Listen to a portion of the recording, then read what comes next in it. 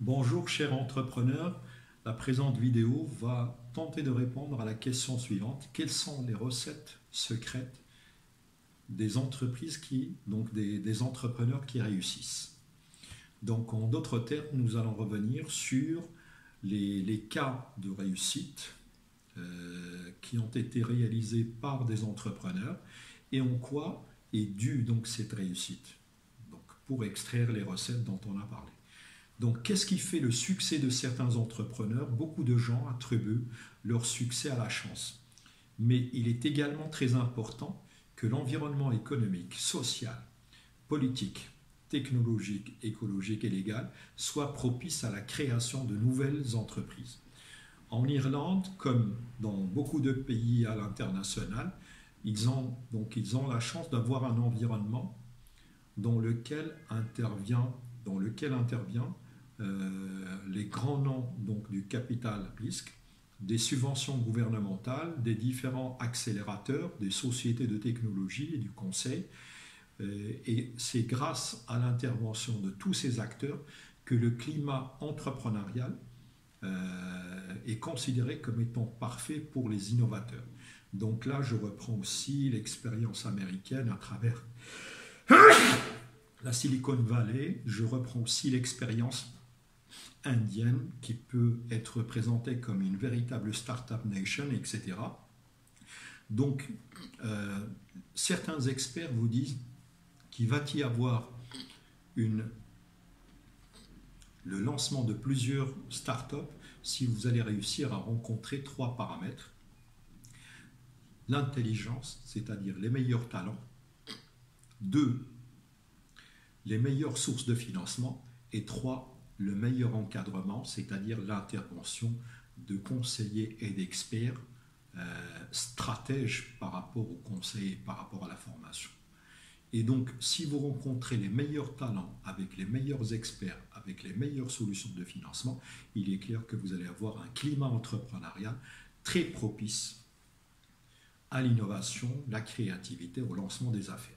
Donc, cependant, il ne s'agit pas simplement de quand il y a une volonté, il y a un moyen, certaines personnes en sont meilleures que d'autres.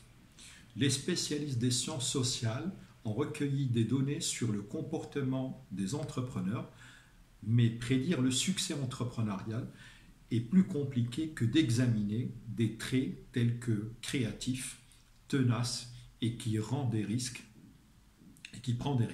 Souvent, le comportement entrepreneurial est culturellement contextuel. Ce qui fonctionne dans certains secteurs d'activité au pays ne se traduit pas nécessairement dans d'autres. Donc là, il est clair que même si vous avez bon à mettre en place tous les aspects nécessaires et suffisants qui peuvent être considérés comme prérequis pour le lancement d'affaires, il est clair que le comportement entrepreneurial, c'est-à-dire la dimension psychologique de l'entrepreneur, elle va expliquer dans une large mesure le succès entrepreneurial ou l'échec entrepreneurial. D'accord? Donc, dans la description pure et parfaite du succès, donc une description est très précise du succès tel qu'elle s'applique. Le succès est un canard glissant, sans effort, sur un étanche.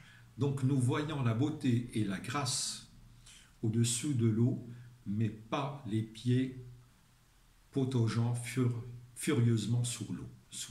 Donc quelque part, si je reprends éventuellement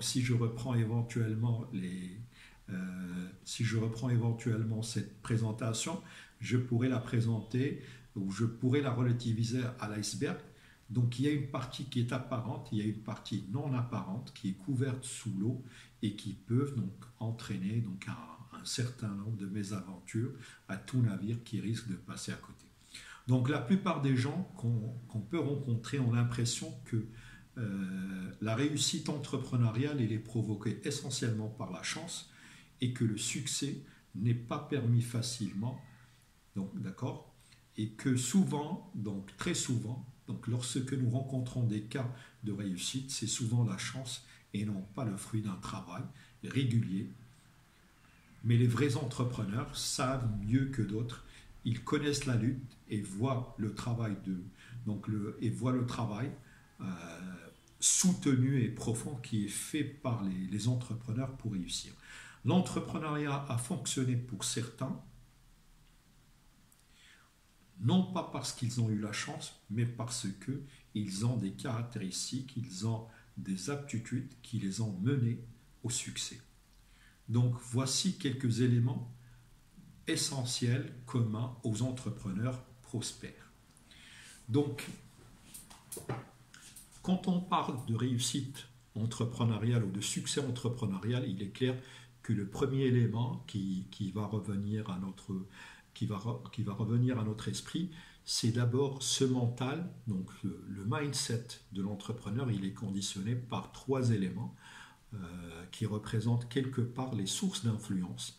Donc c'est les valeurs, les croyances et les aptitudes. D'accord ? Donc les attitudes qui vont être déployées par les entrepreneurs sont souvent le fruit du résultat ou d'impact des croyances et éventuellement les valeurs.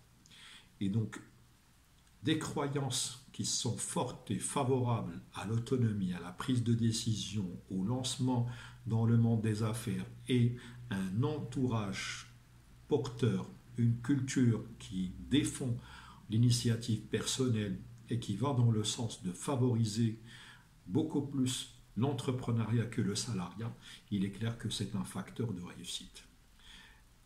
Deuxième élément, ou deuxième critère de réussite, c'est l'originalité, l'authenticité, pour mieux construire sa propre histoire. D'accord ? Donc, tous les entrepreneurs ont les mêmes, donc, peuvent se retrouver par rapport à un certain nombre de critères de réussite, mais il est clair que le critère le plus important, c'est que au-delà des 8 milliards que nous représentons tous, qu'est-ce que j'ai de si original, qu'est-ce que j'ai de si authentique, parce que ce sont ces deux paramètres qui vont influencer le choix de votre entreprise, les décisions que vous allez prendre, et c'est avec ça que vous allez toucher votre marché, et c'est avec ça que vous allez toucher votre personnel. Des good vibes, donc la vibration que vous allez lancer, votre animation et votre capacité à contaminer votre entourage, votre personnel, vos partenaires, c'est elle qui va faire de vous donc un entrepreneur à succès ou un entrepreneur à échec. Fidéliser, cela passe par fidéliser d'abord le personnel, les parties prenantes et les bailleurs de fonds ou actionnaires. Nourrissez vos clients goutte à goutte. Donc là, il est clair que l'entretien de relations privilégiées avec votre clientèle ne devrait pas vous permettre de les inonder, c'est-à-dire placer des offres plus qu'il n'en faut sur le marché, tout comme vous n'avez pas besoin de faire de présenter une offre qui va être très inférieure à leurs aspirations, à leurs attentes. Gagner un bouche à oreille positif, donc comme vous le savez, sur le monde des affaires, tout le monde se connaît, et donc plus vous allez insister plus vous allez insister sur le sérieux, sur l'image du sérieux, sur la satisfaction de votre clientèle, sur le traitement avec respect de votre clientèle et de l'ensemble des partenariats, plus vous allez être capable de dresser une bonne image de vous qui va représenter donc à terme votre capital réputation sur lequel vous pouvez construire vos prochains projets, donc développement et éventuellement performance économique et financière. Small is beautiful, donc petit et beau, d'accord. Entendre, écouter et comprendre, ça c'est quelque chose de fondamental. Faire du sur-mesure et personnaliser autant que possible. Pourquoi ? Parce que votre client attend de vous cette proximité, cette capacité à l'entendre et cette capacité à répondre à ses attentes. Adaptez-vous plus rapidement pour éliminer les gros poissons, d'accord ? Donc ça, c'est quelque chose de fondamental. Vous avez besoin de devenir très compétitif, donc de faire preuve de flexibilité, d'agilité, d'adaptation, de résilience, afin que vous puissiez rester dans la course. Détenir un courage infaillible, d'accord? 12. Détenir une connaissance de l'industrie dans laquelle ou de l'activité dans laquelle vous allez vous plonger, dans laquelle vous allez évoluer.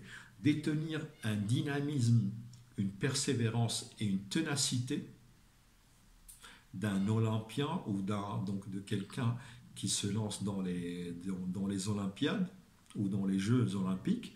Détenir une inspiration sans limite. Identifier vos désirs les plus forts et vos pires cauchemars afin de vous préparer donc à les gérer. Savoir mobiliser l'innovation et la créativité pour proposer des solutions d'exception. Détenir la soif d'apprendre de nouvelles choses, de développer son potentiel d'apprentissage et d'affronter vos peurs de franc. Détenir un tempérament de guerrier car les luttes ne finiront jamais. Nous devons juste apprendre à mieux les gérer. Connectez-vous, développez du networking et soignez-vous. Soignez votre présentation. Gardez les bonnes personnes autour de vous et éloignez-vous des mauvaises. Concentrez-vous sur une idée à la fois et non pas vous éparpiller sur plusieurs. Vous devez travailler dur, mais votre travail doit capitaliser sur vos points forts, c'est-à-dire le travail dur devrait s'accompagner d'une meilleure exploitation de vos forces. Allez all in, donc allez all in, c'est-à-dire aller en mode complet, avec les yeux grands ouverts.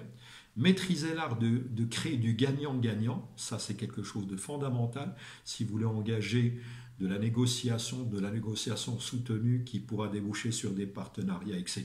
Vous avez besoin de montrer à votre partenaire comment lui faire gagner de l'argent et comment vous pouvez facilement l'aider à se démarquer par rapport à son marché, par rapport à sa part de marché et par rapport à l'évolution future de son entreprise. Ne négligez pas les petits détails, les petites idées. Pourquoi? Parce qu'elles peuvent faire la différence dans un environnement incertain et qui devient de plus en plus instable. Croyez en vous, ça c'est quelque chose de fondamental. Pourquoi? Parce que si vous croyez en vous, vous serez en mesure de défendre vos intérêts, vous serez en mesure de défendre les intérêts de l'entreprise et vous serez en mesure de convaincre les parties prenantes de souscrire à votre vision stratégique et au développement de votre entreprise. Merci de votre attention et à la prochaine vidéo.